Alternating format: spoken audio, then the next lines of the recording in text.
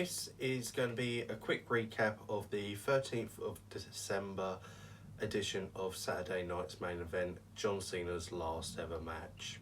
First up was Cody Rhodes, the WWE Undisputed Champion, versus Obafemi, the NXT Champion.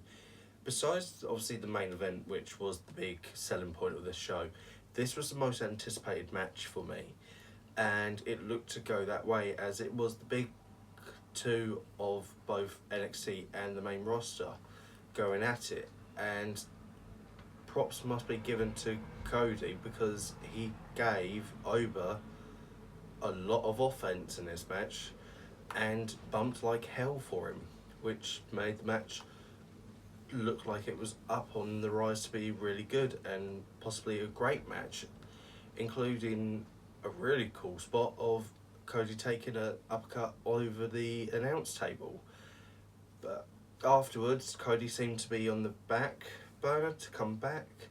But in this situation, like always, WWE does what WWE does, and when they don't want either guy to lose, it's a lame DQ, as Drew McIntyre run in, attacked Cody, causing the double DQ somehow, even though it really should be a DQ on Cody.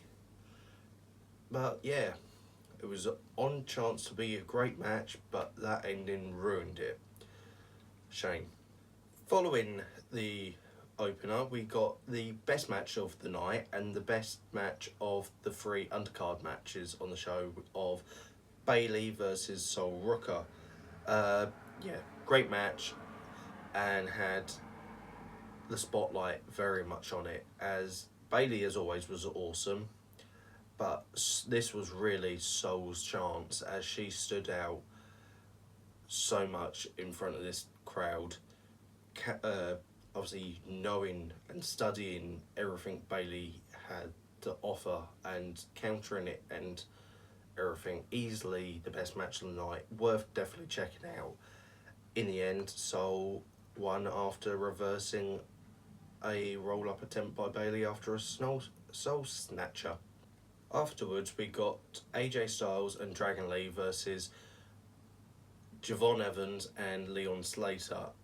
Shortest match of the night, but that didn't stop these four, as they turned this match up to 11 immediately, with the two younger guys, obviously being Javon and Slater, completely shocked this crowd with how they went around and showed what they have to offer.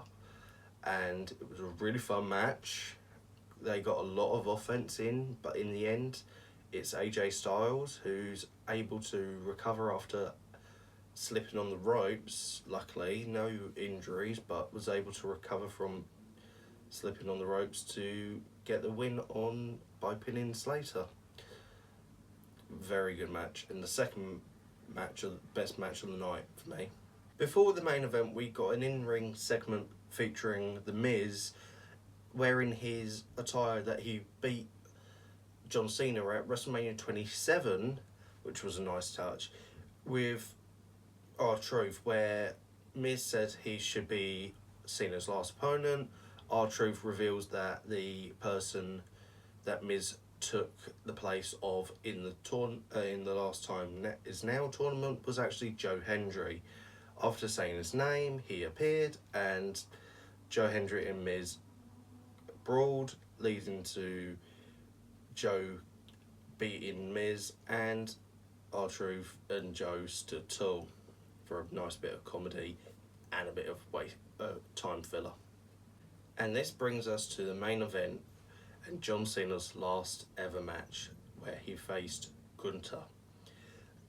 This match was just what you would expect. It was the greatest hits of John, where he got to hit, all his signature moves, the 5 moves of doom, AAs, STFs, an avalanche AA, you name it, he hit it.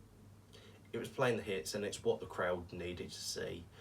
As well as Gunther played the role of the conquering heel perfectly for this match. I really enjoyed it.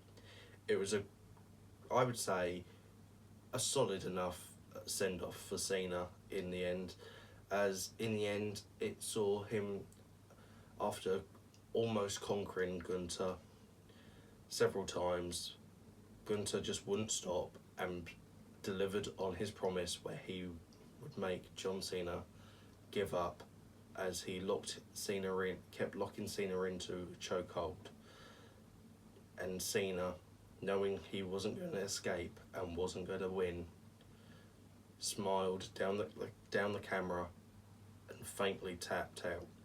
John Cena, in his retirement match, gave up. As a finish, it's become very divisive among fans. I personally thought it worked for what it was, but I'll go into that in a later video.